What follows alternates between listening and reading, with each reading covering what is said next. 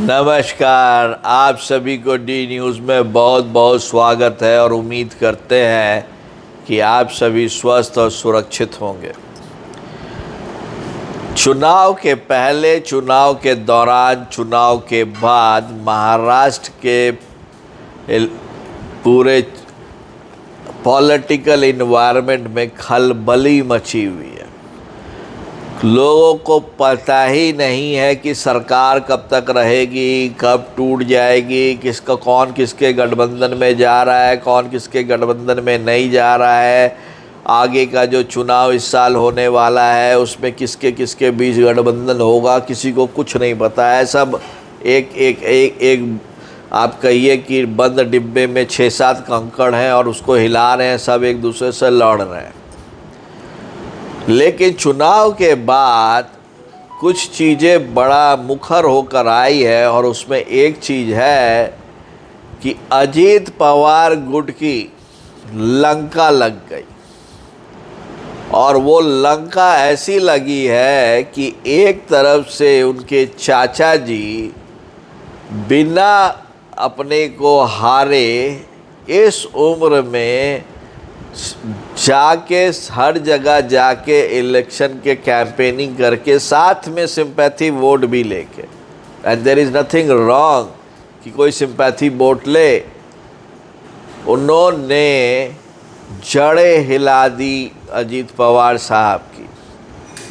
और फिर से वही एक कन्फ्यूज़न स्टेट में आ गया कि अजीत गुट के बहुत सारे एमएलए इधर शरद पवार जी से बात कर रहे हैं, क्योंकि ये पॉलिटिक्स में तो कुछ पता नहीं, आज आप किसके घर बैठे हो, कल किसके घर बैठे हो। लेकिन उससे भी जो बड़ी खबर आई वो ये कि जो बीजेपी के साथ में जो सर्वे हुआ या जिस तरह से आरएसएस ने कमेंट पास करना शुरू किया, वो उससे यही दिखाता है कि बीजेपी को या एनडीए को बहुत बड़ा नुकसान अजीत पवार के आने के बाद हुआ। और अजीत पवार से कोलैबोरेट करने के चलते शरद पवार जी को बहुत अच्छा मौका मिला और उन्होंने कट फ्रॉम द बॉटम का हालत में एनसीपी अजीत गुट को कर दिया।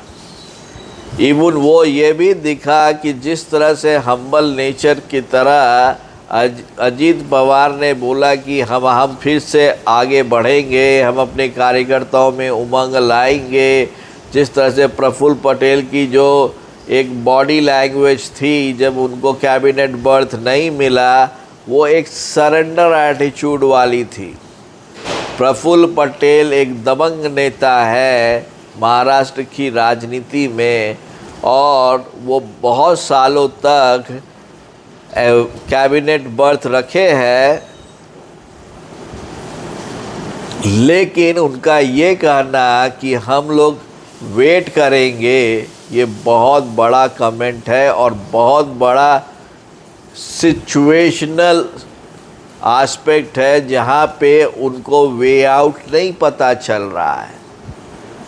और वो उनकी पार्टी के लिए और उनके पार्टी में रिसेंटमेंट की बहुत बड़ी वजह बनने जा रही है और बन रही है।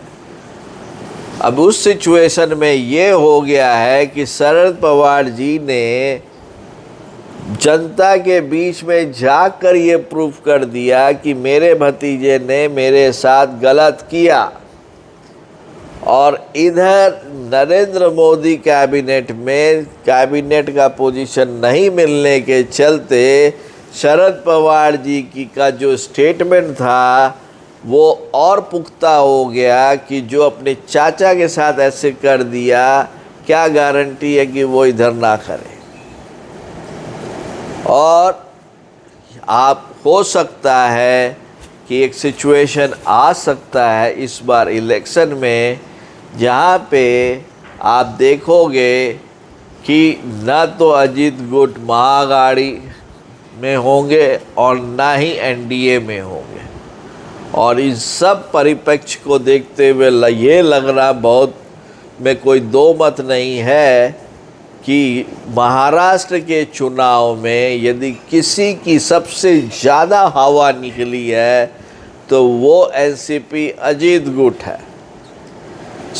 और उसके पीछे बहुत बड़ा हाथ शरद पवार के इमेज का, वचन का और उनके सिंपैथी वोट का है। आपको नहीं लगता? कमेंट कीजिए, इसको लाइक कीजिए, चैनल को सब्सक्राइब कीजिए। तब तक आप सभी को डी न्यूज़ से बहुत बहुत धन्यवाद।